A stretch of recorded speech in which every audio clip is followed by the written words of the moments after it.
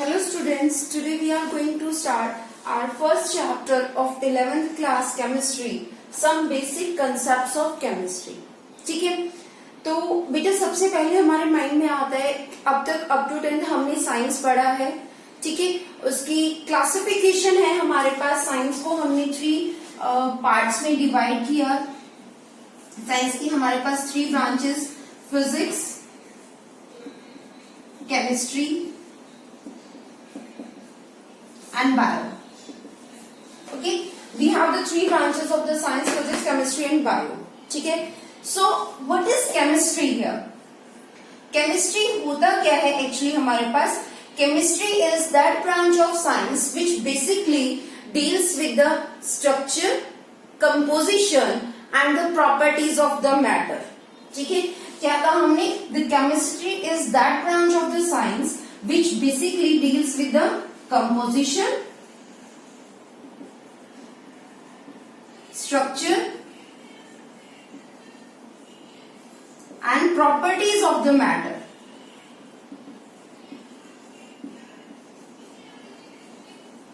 कि हमारे पास कोई भी मैटर है, उसकी कंपोजिशन क्या होगी, उसका स्ट्रक्चर क्या होगा, उसके क्या क्या प्रॉपर्टीज हैं, वो सब हम किस में स्टडी करते हैं? केमिस्ट्री में. And the changes which the matter undergoes, और उस मैटर में क्या क्या चेंजेस आते हैं. ठीक है, जैसे आप टेम्परेचर चेंज कर रहे हो, आप वॉल्यूम चेंज कर रहे हो, आप प्रेशर चेंज कर रहे हो. अगर हम कोई भी फिजिकल क्वांटिटी में हम चेंजेस कर रहे हैं तो उस मैटर की कंपोजिशन में, उसके स्ट्रक्चर में, उसकी प्रॉपर्टीज में क्या क्या चेंजेस आते हैं, वो भी हम किस में स्टडी कर रहे हैं? केमिस्ट्री में. ठीक है, and the changes which the matter undergoes, and changes which matter undergoes at different conditions. अलग अलग कंडीशंस पे क्या क्या चेंजेस आएंगे हमारे पास, and the chemical laws which must be obeyed under these changes. ठीक है, और हम क्या पढ़ेंगे? कुछ एक लॉज के बारे में भी पढ़ेंगे, केमिकल लॉज के बारे में, कि अगर वो चेंजेस हो रहे हैं तो वो किन नियमों के तहत हो रहे हैं. ठीक है, समझ आया केमिस्ट्री क्या है? The chemistry is that branch of the science which basically deals the composition, structure and the properties of the matter and the changes which matter undergoes, और उस मैटर में क्या क्या चेंजेस आ रहे हैं under different conditions, and the laws which must be obeyed in these changes, कि वो जो चेंजेस हो रहे हैं उसमें कौन कौन से लॉ आपके, कौन कौन से रूल्स आपके फॉलो हो रहे हैं. ठीक है, वो सब हम किस में स्टडी कर रहे हैं बेटा? केमिस्ट्री में. बेटा केमिस्ट्री की डेफिनेशन में हमारे पास एक वर्ड आया है मैटर. मैटर से तो आप सब फैमिलियर हो, 9th क्लास में आप सभी ने पढ़ा है मैटर के बारे में, जिसको आप हिंदी में पदार्थ कहते हो. मैटर,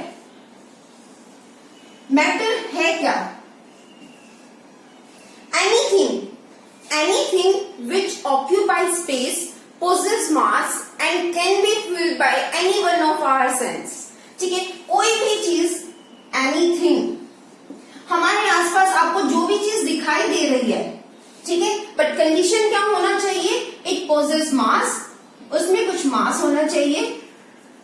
ऑक्यूपाई स्पेस, कोई ना कोई जगह घेरता हो, स्पेस ऑक्यूपाई करता हो, and can be filled by any one of our sense. ठीक है, और अपनी किसी भी एक सेंस से अगर हम उसको फील कर पाए तो वो क्या है? हमारा मैटर है.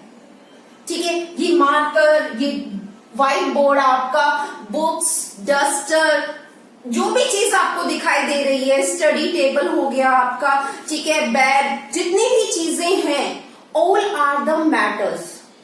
ठीक है, अब क्वेश्चन आता है कि हमारी फीलिंग्स जो है वो मैटर है? एयर, क्या वो मैटर है?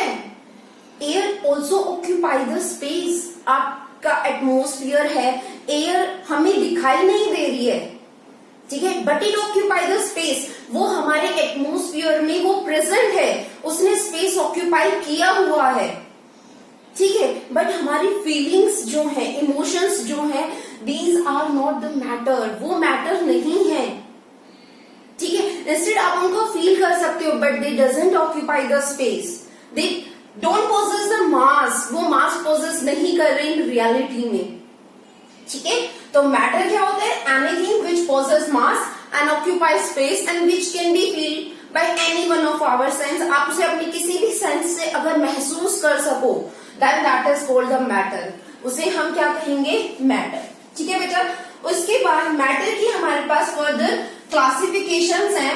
Matter is classified into the two categories,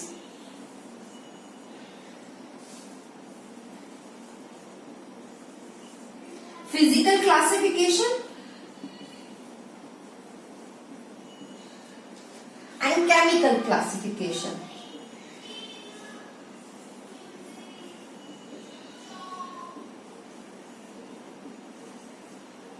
matter को हम दो पार्ट्स में डिवाइड कर रहे हैं बेटा, फिजिकल क्लासिफिकेशन में और केमिकल क्लासिफिकेशन। ठीक है, फिजिकल क्लासिफिकेशन में फर्दर हमारे पास डिवीजन है, 3 डिविजन्स, सॉलिड, लिक्विड और गैस। ओके, केमिकल क्लासिफिकेशन में हमारे पास है प्योर सब्सटेंस और मिक्सचर।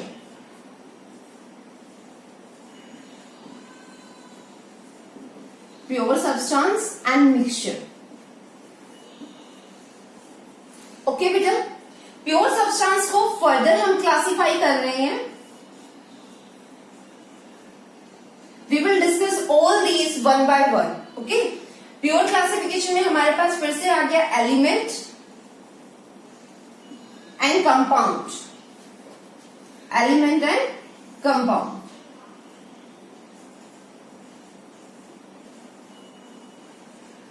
मिक्सचर हमारे पास फर्दर 2 टाइप्स का होता है, होमोजीनियस एंड हेटेरोजीनियस।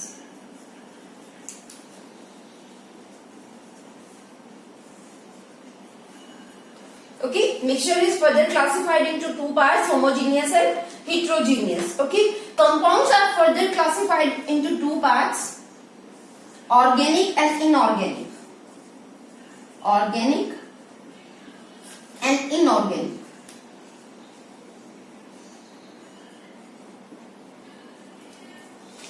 क्लियर है बेटा ये चार्ट आपको? एक हमने फ्लो चार्ट बनाया है रफ सा, जिस मैटर को स्टडी करने के लिए। ठीक है, कि जो मैटर होता है उसको हम किन किन पार्ट्स में डिवाइड कर सकते हैं डिपेंडिंग ऑन देयर प्रॉपर्टीज। ठीक है, फर्स्ट आपका जो आया है वो आया है उनकी फिजिकल और केमिकल प्रॉपर्टीज के बेसिस पे। फिजिकल अपीयरेंस अगर आप देखो हमारे आसपास बेसिकली, ठीक है, वैसे तो हमारे पास 5 स्टेट्स होती हैं, but here we consider generally the 3, solid, liquid and gas. हमारे आसपास जितना भी मैटर है वो हमें सिर्फ 3 ही स्टेट में दिखाई देता है, सॉलिड, लिक्विड और गैस में। ठीक है, सॉलिड की अगर आप बात करो, इट हैज, किसको कहोगे आप solid? Which has fix volume, size and shape. Instead of this, we can use the definite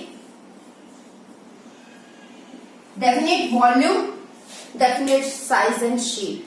ठीक है, जैसे ये मार्कर है, this one is solid. आप इसमें फोर्स अप्लाई कर रहे हो, can you change the shape of this marker? No. हाँ, वो नहीं पाते, if you heat it then it get melted, वो मेल्ट होना शुरू हो जाएगा। ठीक है, यानी कि आपने कुछ एक्सटर्नल एजेंसी आपने यूज किया है इसकी शेप को चेंज करने के लिए। ठीक है, बट आपने जब फोर्स अप्लाई किया, its shape remains same, it's size is same and its volume is also the same. ठीक है, तो सॉलिड क्या होते हैं? सॉलिड हमारे पास वो मैटर होते हैं, solids are those matter which has a definite shape, size and volume, and the intermolecular force of attraction is very large in the solid.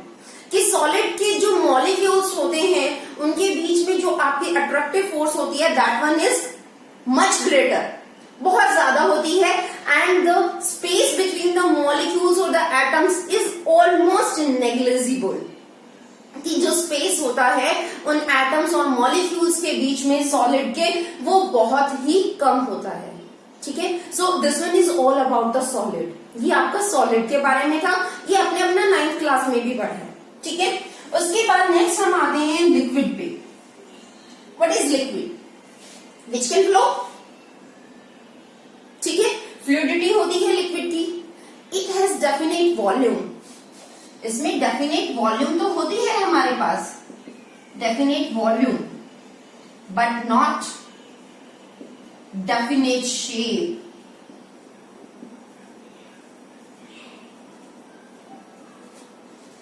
आपके पास एक ग्लास पानी है, if you have a 1 glass of water, ठीक है। If you kept it in a glass, then it has a shape of the glass. And if you put this water, if you kept this water in cup, it occupies the shape of the cup. If you put this, kept this water in any another shape of the container, it occupies that shape. ठीक है। आपके पास इस तरह का container है, ये पानी है, इसको आपने इसमें डाला तो इसकी शेप स्फेरिकल हो जाएगी। आपने कैनोनिकल फ्लास्क में डाला तो इसकी शेप कैनोनिकल हो जाएगी। Means the liquid don't have the fixed shape, कि जो आपके लिक्विड्स होते हैं उनकी फिक्स शेप नहीं होती। क्लियर है, ठीक है। उसके बाद नेक्स्ट हमारे पास जो थर्ड है, that one is gas. Gas क्या होता है?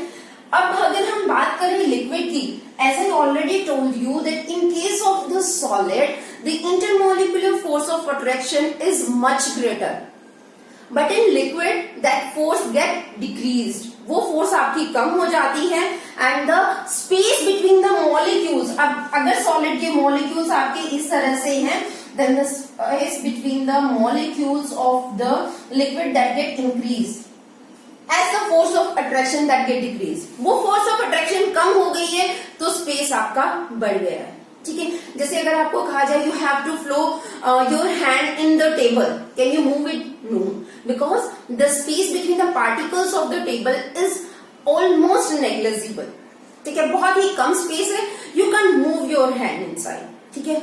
But if you have to move your hand in the water, then you can move. And if I told you that you have to move your hand in air, then you can move your hand very freely in air. बहुत freely आप उसको move करा सकते हो. So that indicates the next property of the gas, that in gas the intermolecular force of attraction is almost negligible and the space between the particle is more. बहुत ज्यादा space होता है. Gas has neither definite shape nor the definite volume.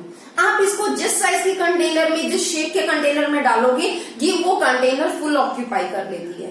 तो ना तो इसका volume fix होता है और ना ही इसका साइज और शेप फिक्स होता है, ठीक है। ये पॉइंट्स क्लियर है। इसमें intermolecular force of attraction is also very weak, very very weak, and the space between the particles is much greater as compared to these two states. Okay, so this one is all about the 3 states of the matter, physical classification on the basis of their physical properties, physical appearance. Okay, next we move on are the chemical classification. Chemical classification. Chemically, first we divided the matter into the 2 parts, the pure substance and the mixture. ठीक है, आपने अपनी 9th class में 2nd chapter पढ़ा है, is matter around us pure. क्या हमारे आसपास जितना भी पदार्थ है वो शुद्ध है? जितना भी मैटर हम देख रहे हैं क्या वो प्योर है? हम बात करते हैं pure ghee, pure honey, pure milk, क्या वो रियलिटी में प्योर है? नहीं। In terms of the chemistry what we mean by the purity, purity का मतलब क्या है? Means that one is made up of only of the one type of the particles, atoms or the molecules, जो एक ही तरह के कणों से मिलकर बना है. Only the one type of the particles, atoms or the molecules, that one is a pure substance for us. वो हमारे लिए है pure substance, ठीक है. और mixture which has a more than the other particles, more than one particles, ठीक है, different types of particles जो है हमारे पास, that one is a mixture. वो हमारा हो गया mixture.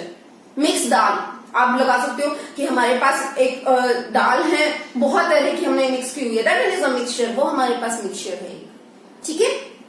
तो ये क्लियर है आप सभी को. तो प्योर सब्सटेंस बेटा क्या होते हैं, which are made up of only the same type of the particles, जिसमें सेम टाइप ऑफ पार्टिकल्स हो सकते हैं. दीज पार्टिकल्स में बी द एटम्स और the molecules.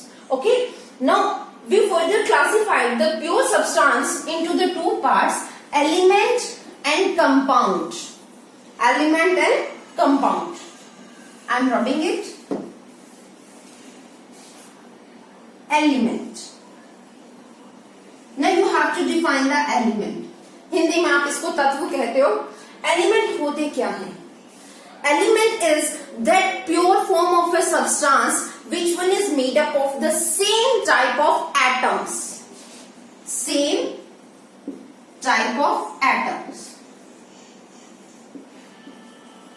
But I am saying that the element is that pure form of a substance which one is made up of the same type of atoms, जिसमें एक ही तरह के atom है. For example, if I am talking about the hydrogen, hydrogen is a pure element.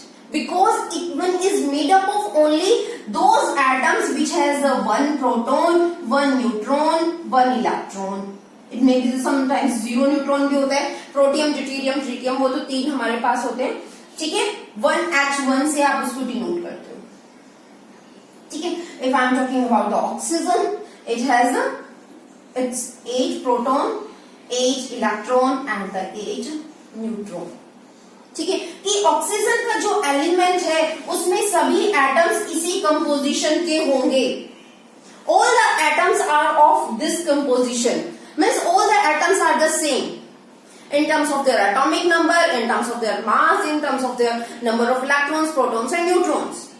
Is it clear? तो element क्या है? Element is that pure form of a substance which one is made up of the same type of atoms. Okay बेटा, next हमारे पास आता है compound.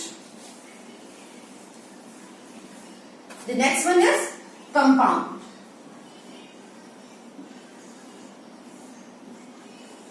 अब compound क्या होता है? What is compound? Compound is the chemical combination of two और more elements in a fixed ratio by mass.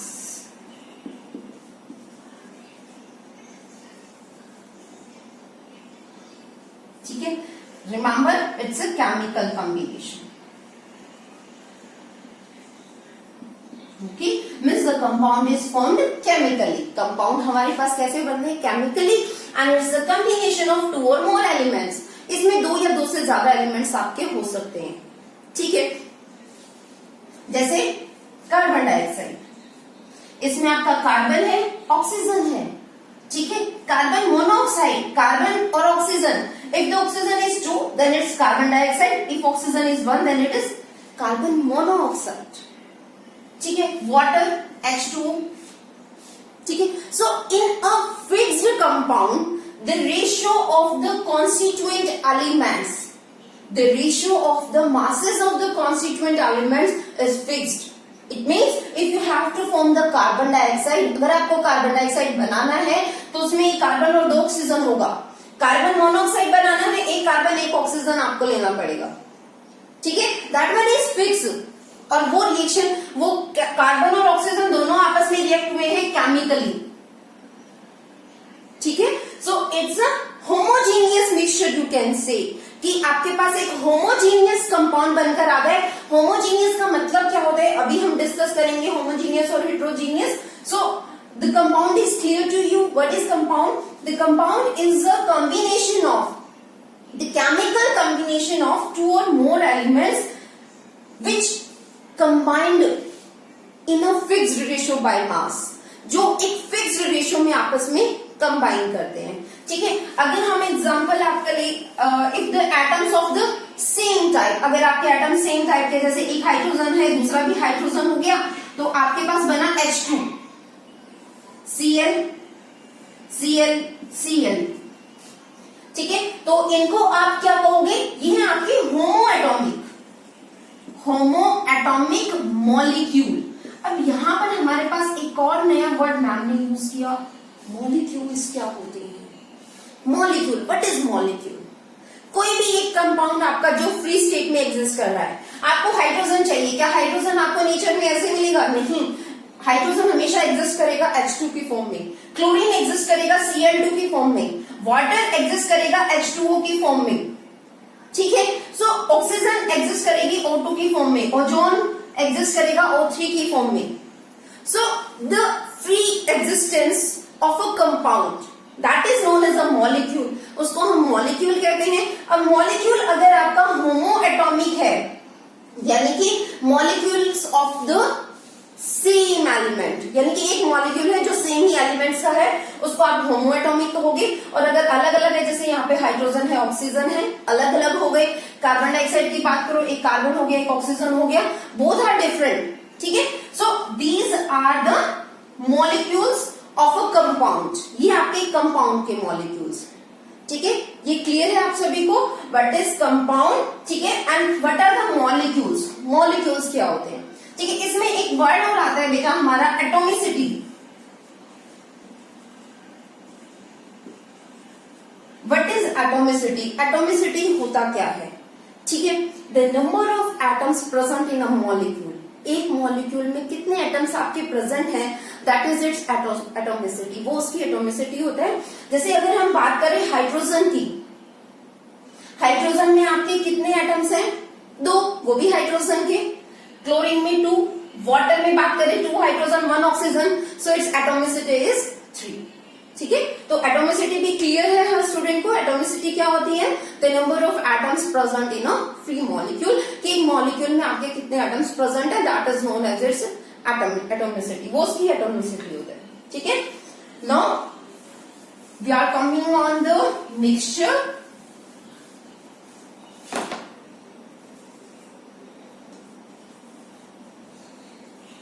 Mixture, mixture क्या होती है?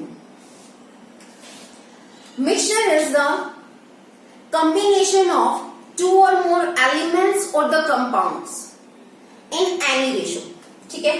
कंपाउंड की डेफिनेशन भी बेटा हमने आपको बोला था, that the chemical combination of 2 or more elements, ठीक है। Remember one thing, that in a compound the 2 or more elements combine chemically, ठीक है, to form a compound, but in case of the mixture there is no chemical combination, ठीक है। हम उनको ऐसे mix करते हैं, 2 और मोर एलिमेंट्स भी हो सकते हैं और 2 और मोर आपकी कंपाउंड्स भी हो सकते हैं, ठीक है। एक जनरल से एग्जांपल लेते हैं, बहुत ही कॉमन है, शुगर प्लस वाटर।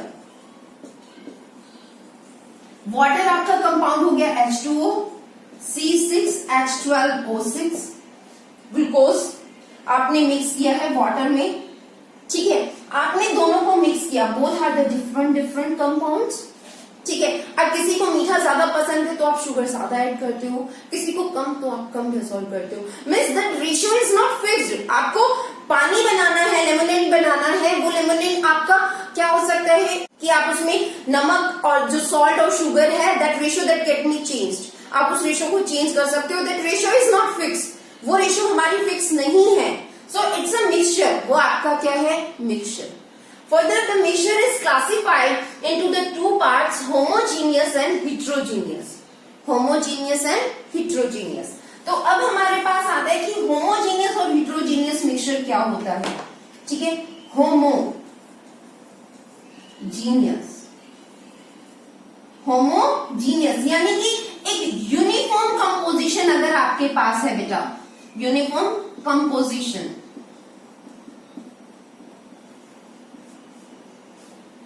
ठीक है। जैसे आपने वाटर में शुगर डिसॉल्व किया है या सॉल्ट डिसॉल्व किया है, it get completely dissolve in water, ठीक है। आपने शुगर या वाटर जो भी आपने लिया है, you can completely dissolve it, and अगर आप उसको देखते हो, you can't differentiate where is the sugar and where is the water molecule, कि शुगर मॉलिक्यूल कहाँ है, वाटर मॉलिक्यूल कहाँ है, वो आपको अपनी नेक्ड आई से दिखाई नहीं देता है। So that's a uniform composition. ऐसा तो नहीं होता है कि ऊपर वाला पानी मीठा है, नीचे वाला पानी आपका खट्टा है, ठीक है, हमें नहीं पता चलती है वो चीज। तो so the homogeneous mixture is the uniform composition, जिसमें आपकी क्या हो बेटा? यूनिफॉर्म कंपोजिशन हो, ठीक है। यूनिफॉर्म कंपोजिशन यानी कि आपको उनको अलग अलग आप ना देख पाओ, कॉन्स्टिट्यूएंट एलिमेंट्स को, पार्टिकल्स को, जो भी है आपके, you can't differentiate them where the one is present where the another one present. Okay, heterogeneous mixture में हमारे पास क्या होता है, हेट्रोजीनियस अलग अलग आपको दिखाई देते हैं, you can differentiate them, non uniform composition आपकी होती है। जैसे वाटर प्लस ऑयल, आप वाटर में सैंड या ऑयल मिक्स करते हो, सैंड नीचे आपका कलेक्ट हो जाता है, ऑयल आपका ऊपर रह जाता है, you can easily differentiate where the oil is present and where is water, so it's a heterogeneous mixture. वो आपका क्या है, heterogeneous mixture. Okay, the compounds are further categorized into the two more parts, organic and inorganic. ठीक है, किन compounds को आप organic कहोगे और किन को inorganic.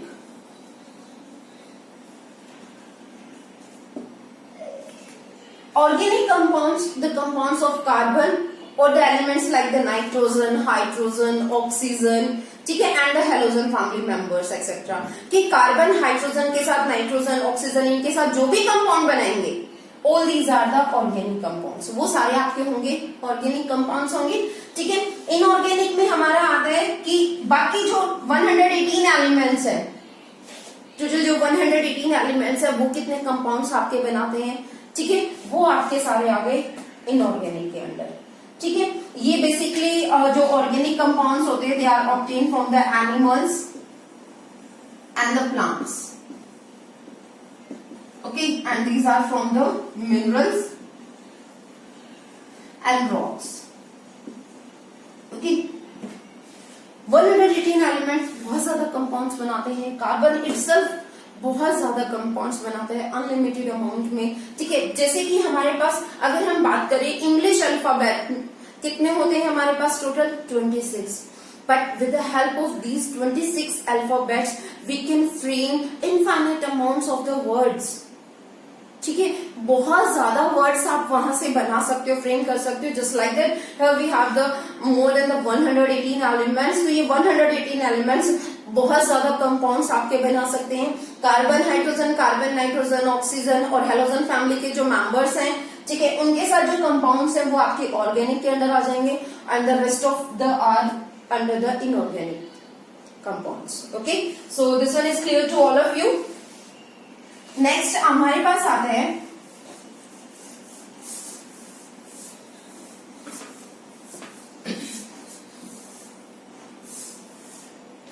what are the physical quantities।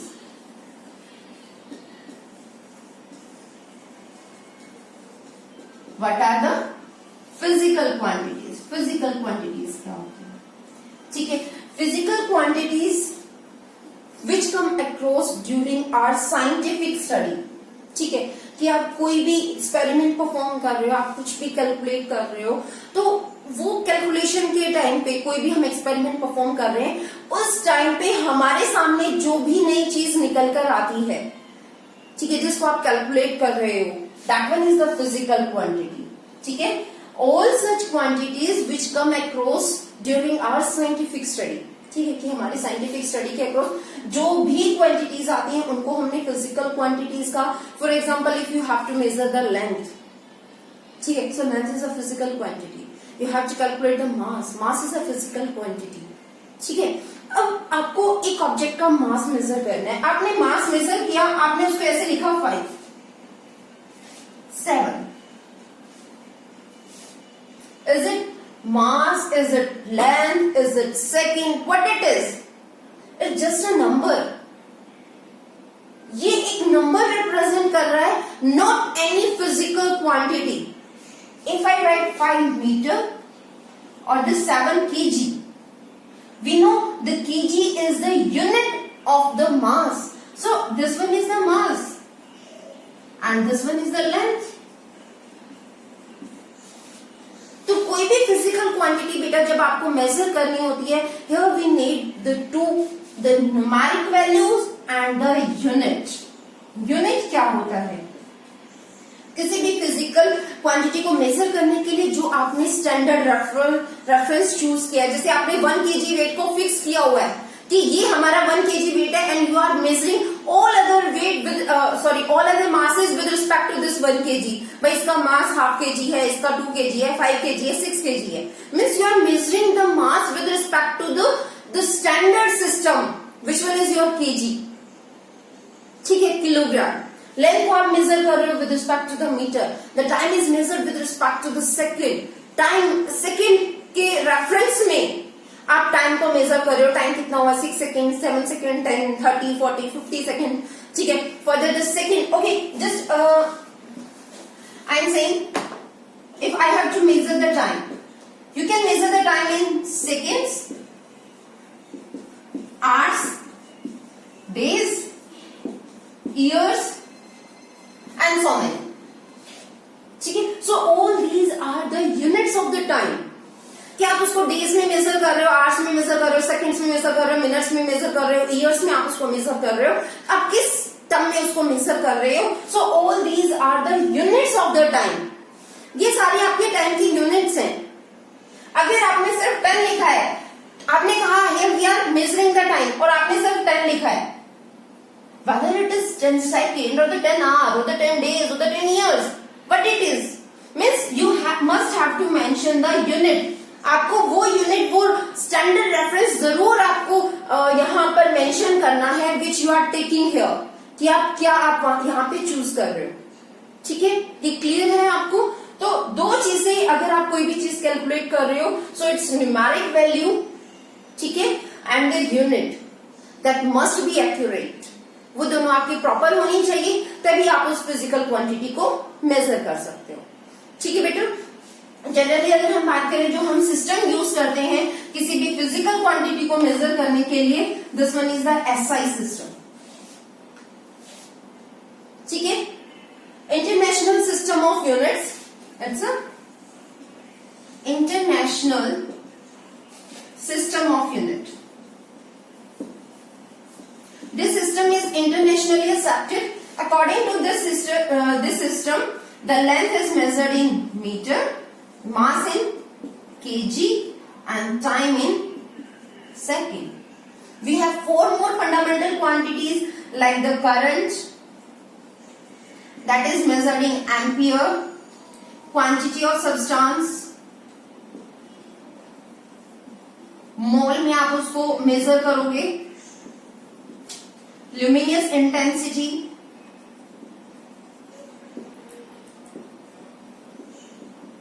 that is measured in candela, ठीक है, and the last one is the temperature which one is measured in Kelvin। So in this system, these are the seven fundamental quantities are fixed। ये 7 आपकी fix है, ठीक है, आपको accept all these, ठीक है, इनके अलावा एक्सेप्ट ऑल दीज आपकी जितनी भी क्वांटिटीज बच गई, दीज आर द डिराइव्ड, वो आपकी सारी डिराइव्ड में आएंगी, because you can derive all these from these 7। These are the basic, ये आपकी बेसिक है, ठीक है, इन्हीं से आप बाकी सभी फिजिकल क्वांटिटीज डिराइव कर सकते हो। जैसे आपको डेंसिटी कैलकुलेट करना है, मास पर यूनिट वॉल्यूम, उसमें मास आपका यूज हो जाएगा, वॉल्यूम हो गया length into length into length, तो उसमें लेंथ आपकी यूज हो गई, ठीक है। आपको वेलोसिटी कैलकुलेट करनी है, distance displacement upon time, displacement is also length, length upon time, इसमें लेंथ और टाइम आपका यूज हो जाएगा, ठीक है। So all the derived quantities can be derived from these 7 fundamental, ठीक है, इन 7 से, and these 7 are the standard, ठीक है। एसआई सिस्टम के अंदर आप इन सब चीजों को इन्हीं में ही मेजर करोगे। Okay, is it clear to you, ठीक है। उसके बाद नेक्स्ट हमारे पास एक आता है कि सिग्निफिकेंट फिगर्स क्या होती हैं। कई बार पूछ लिया जाता है सिग्निफिकेंट फिगर्स के बारे में।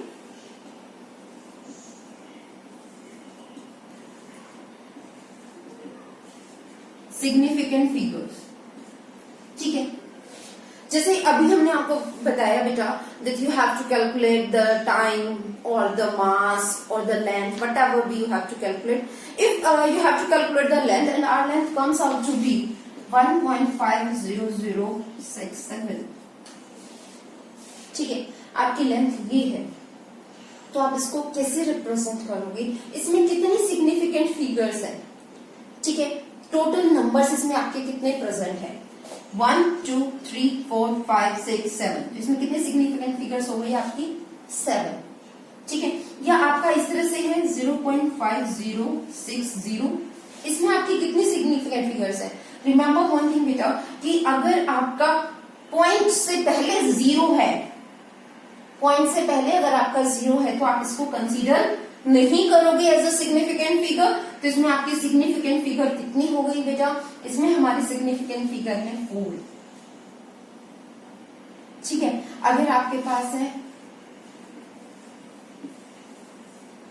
ये कोई आपके पास एक नंबर है, ठीक है, इसमें आपको सिग्निफिकेंट फिगर कैलकुलेट करना है। Firstly represent it in the standard form. हम इसे स्टैंडर्ड फॉर्म पे रिप्रेजेंट कर रहे हैं। स्टैंडर्ड फॉर्म कैसे? आप इसको ऐसे रिप्रेजेंट करोगे 5.789000 इंटू 10 की पावर 1 2 3 4 5 6 डिजिट के बाद आपने पॉइंट यूज किया है तो 10 की पावर 6।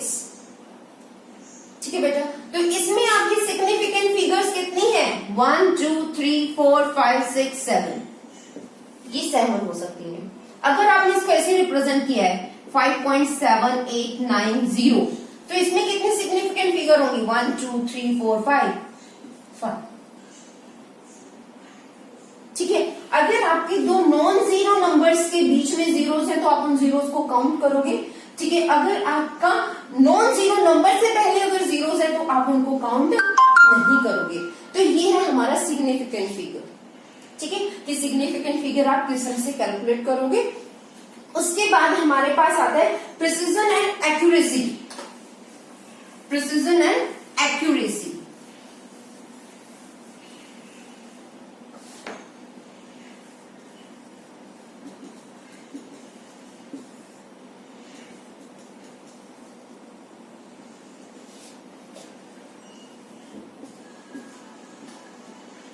Performing an experiment. अगर आप कोई भी एक एक्सपेरिमेंट परफॉर्म कर रहे हो, then during the experiment, for example if you have to calculate the speed of light and you know the speed of light is 3 into 10⁻⁸ metre per second. You know the standard value of the speed of light. ठीक है, आपको पता है कि आपकी speed of light कितनी है? 3 into 10⁸ metre per second. Okay, आपको ये कैलकुलेट करनी है speed of light by the experimental method. Experimentally आपको उसको कैलकुलेट करना है। ठीक है, तो एक स्टूडेंट ने परफॉर्म किया और उसकी वैल्यू आई है 2.9 into 10⁸ मीटर पर सेकेंड। इस स्टूडेंट ने एक्सपेरिमेंट को 3 टाइम्स परफॉर्म किया है। कितने टाइम्स परफॉर्म किया बेटा? 3 टाइम्स परफॉर्म किया है। एक टाइम आया उसका 2.9 into 10⁸, नेक्स्ट टाइम आया 2.8 into 10⁸ metre per second, next time आया उसका 3.2 into 10⁸ मीटर पर सेकेंड। ठीक है, तो उसने ये 3 टाइम्स परफॉर्म किया और उसकी ये वैल्यूज आई एक स्टूडेंट। ठीक है, नेक्स्ट स्टूडेंट ने परफॉर्म किया, उसकी values I 16 into 10⁸, 23 into 10⁸ and 72 into 10⁸। एक स्टूडेंट की ये वैल्यूज आई है मीटर पर सेकेंड। ठीक है, यूनिट जरूर मेंशन करनी है बेटा। Without unit you can't say which type of the physical quantity you are measuring here. ठीक है, so unit must be mention. ठीक है, एक और स्टूडेंट है, थर्ड स्टूडेंट, उसने एक्सपेरिमेंट परफॉर्म किया, उसकी वैल्यूज आई हैं 31 into 10⁸, 31.5 into 10⁸, 30 into 10⁸ metre per second. ठीक है, we have the 3 students and the 3 students performed an experiment 3 times just to calculate the speed of light. ठीक है, तो इन तीनों वैल्यूज में आप क्या देख रहे हो बेटा? These results are almost very close to this value, the standard value. जो आपकी स्टैंडर्ड वैल्यू है उसकी बहुत ज्यादा क्लोज है ना?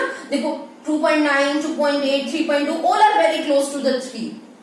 ठीक है, and the 16, 23, 72 अरे इसकी तो खुद जो डिफरेंस है, जिसने एक्सपेरिमेंट परफॉर्म किया है, उसकी खुद की वैल्यूज में कितना डिफरेंस आ रहा है, and these are very far from the standard value. और ना ही वो स्टैंडर्ड वैल्यू से मैच कर रहा है और ना ही उसके आपस के खुद के रिजल्ट मैच कर रहे हैं। ठीक है, इस केस में क्या है कि इस स्टूडेंट के आपस में रिजल्ट तो मैच कर रहे हैं कि एक बार 31 आया, एक बार 31.5, एक बार 30 आ गया। ठीक है, these are the close values. ठीक है, but they are very far from the standard values, लेकिन ये स्टैंडर्ड वैल्यू से बहुत दूर है।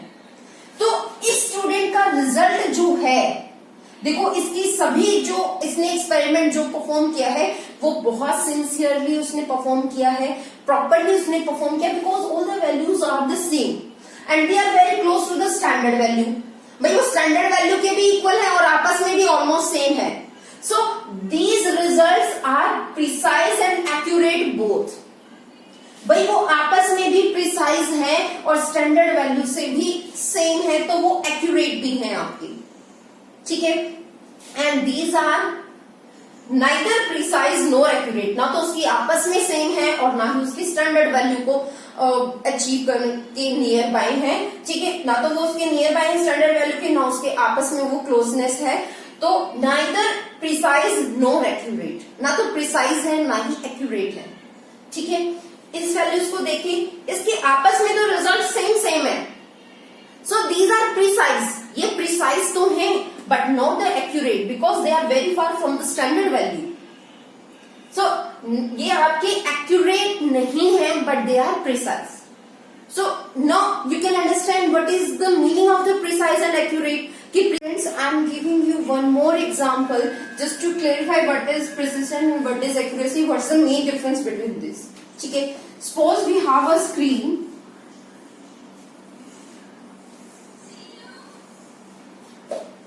ठीक है,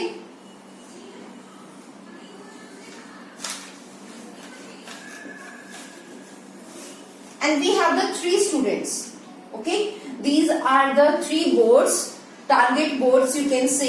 These are the 3 target boards for the 3 students and they have to put arrow. Every student has given the 4 chances. 4 chance है हर student के पास। ठीक है, तो हर स्टूडेंट को बेटा एरो पुट करने हैं, एरो डालने हैं इन स्क्रीन पे। ठीक है, in the screen we have the 1 2 3 4 region 1 2 3 4 1 2 3 4। ठीक है, फर्स्ट स्टूडेंट ने जब एरो डाले हैं स्क्रीन पे, तो फर्स्ट एरो यहाँ पे, सेकेंड एरो यहाँ पे, थर्ड यहाँ पे और फोर्थ यहाँ पे। सेकेंड स्टूडेंट ने एरो डाले first, second, third, fourth. Third student ने जब एरो डाले 1 2 3 4। In all 4 chances the third student put the arrow in a centre, exactly in the center. ठीक है, and all are very close to each other. In case of the second boy, ठीक है, second case में हमारे पास क्या है, the student don't put the arrows on the center. Still, all the arrows are in the same region. ठीक है, सबके सब सेम एरिया में है। ठीक है, but in case of the first boy का क्या है, एक एरो यहाँ, एक यहाँ, एक यहाँ, एक यहाँ है। ठीक है, they are not in a same region, neither on the same region not in a centre. ठीक है, ना तो वो सेंटर में है और ना ही वो एक जगह है। सो this one is example that it is neither precise nor accurate. ना तो ये आपका प्रिसाइज है बेटा, ना ही आपका एक्यूरेट है। ठीक है, नेक्स्ट आपका, अगर हम इस स्टूडेंट की बात करें तो इस स्टूडेंट ने क्या किया है कि सेम रीजन में ही एरो मार्क किए। ठीक है, वो सेंटर में नहीं है but they are in a same, कि भाई उसने अपना टारगेट जो है, जो निशाना लिया वो एक ही रीजन में। ठीक है, and third one student put the arrows in at the proper centre. ठीक है, एकदम प्रॉपर सेंटर पे उसने एरो डाले हैं। ठीक है, सो this one is example of neither precision nor accurate. ना तो वो प्रिसाइज है ना एक्यूरेट है। इसका प्रिसाइज तो है, कम से कम इसके सभी रिजल्ट्स जो हैं वो एक जैसे ही हैं, कि इसने जितने भी चारों के चारों एरो डाले बेटा वो सेम रीजन में ही डाले हैं। और इस स्टूडेंट के क्या है बेटा, वो ना तो कहीं और गए हैं, वो सेंटर पे हैं और सारे के सारे एक ही पॉइंट पे हैं, एक ही रीजन में, बिल्कुल सेंटर में।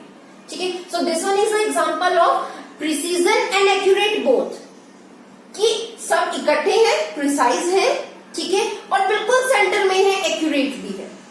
This one is precise not accurate, this one is neither precise nor accurate. I hope from this example that one is clear to all of you in a better way what is the difference between the precision and accuracy. Okay बेटा, तो आज हम अपना video यहीं खत्म कर रहे हैं, पार्ट 1 फर्स्ट चैप्टर का, some basic concepts of chemistry. ठीक है, सेकेंड पार्ट में हम डिस्कस करेंगे laws of the chemical combination. ठीक है, okay, have a good day.